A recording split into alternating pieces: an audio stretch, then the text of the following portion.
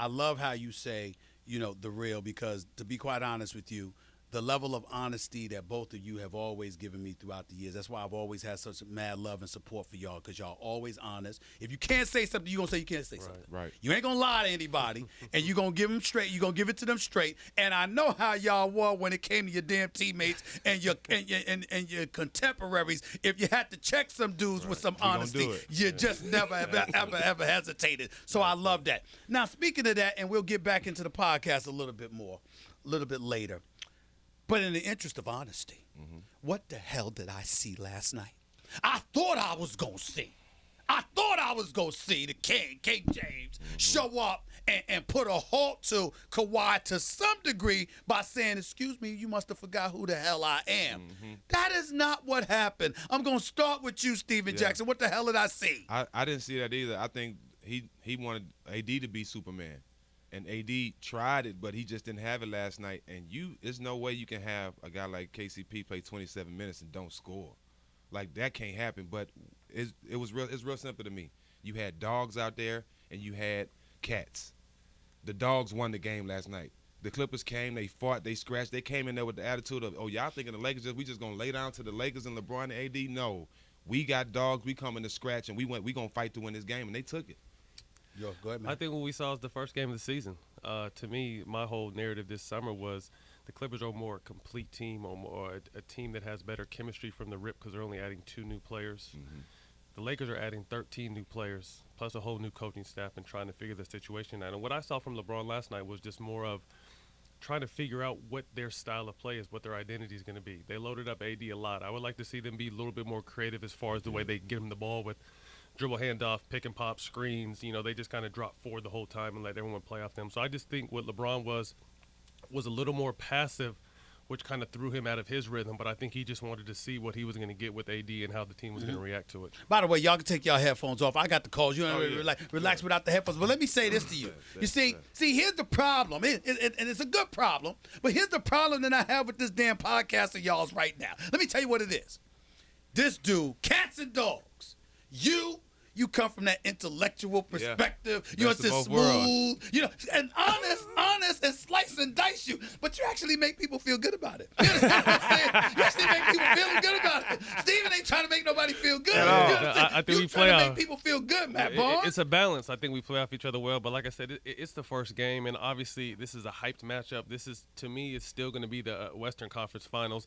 I just think the Lakers are going to be a work in progress. I think they're going to win some games by 30. They're going to lose some close games. It's going to be up and down until Danny Green can't get 28 and they lose. Well, they can't count on him having 28 every night. I think Avery Bradley finding his identity. Obviously, Rondo coming back, Kuz coming back. They're still a work in progress. Well, let me say this. Here's where I am about what I witnessed last night from LeBron, because I understand Clippers. First of all, Clippers are a better team. Yeah. They're a deeper team. They're a better defensive team. You saying that now? What? You changed your mind? I thought you had the Lakers. What I said on the show. Listen to the show. I said they have better players. The Lakers got better players, 2 better stars. The Clippers have more dogs. And I believe that, but I believe the Lakers was going to. I believe the Lakers are going to finals because I think that dynamic duo, the stars, Lakers. All right, can overcome the better team. Having said all of that, here's where I'm at with this. Kawhi Leonard is a superstar, a champion, an NBA Finals MVP, who left a country, Canada. He left the country. Okay, that sounds crazy, don't it? He comes to L.A. and he doesn't tiptoe into L.A. No. First thing he does is say, "You want me? Get Paul George. If you don't get Paul George, I'm going to the Lakers." He did that to Toronto first. Then he did it to the Clippers. Then he says, "Okay, you know what? Here's the deal. Get Paul George." Then he gets Paul George. They got the New Balance commercials. He talking, interviewing. He not only that, then he sat up there and then they said, "This is Kawhi's town now." Yes. Before the game, yes. Is it just me? No. Or should there be a problem with the fact that your answer, if you're LeBron James on opening night, who ended the season in April, not you, ended it in April for the first time in 9 years.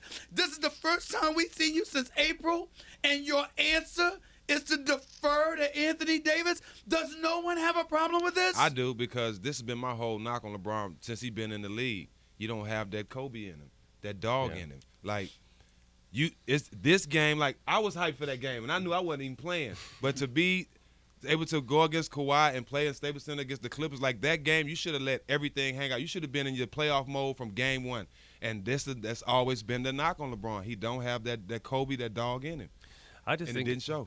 It's year 17. It's a marathon, man. Mm-hmm. You know, and to me, if Anthony Davis is in MVP contention at the end of the season, I think the Lakers played their season right because LeBron is not going to be able to carry them in this 17th season through the season. But I'm not disagreeing with that, Matt. You're just talking about game one. Triple You're talking about game one. I understand. Opening night, but man. I just think, like I said, and I still think. You look tired in the third quarter. He still almost had a triple-double. Hold on. By the way, let's be real.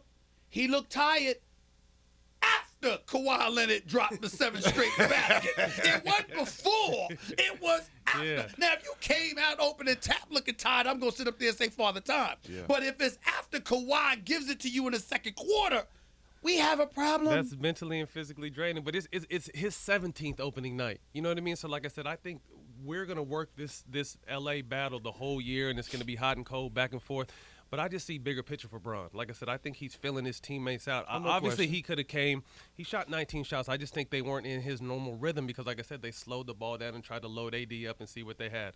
I think LeBron could have probably took it over. Even with Kawhi on him, he could have did what he had to do to get that team to win. But to me, I just think he's always kind of sitting back and observing. Why, and feeling though? The situation Why? out. Because he knows that he can't do it by himself the whole season. But what about opening night? You're right. How come you can't do this Friday against Utah?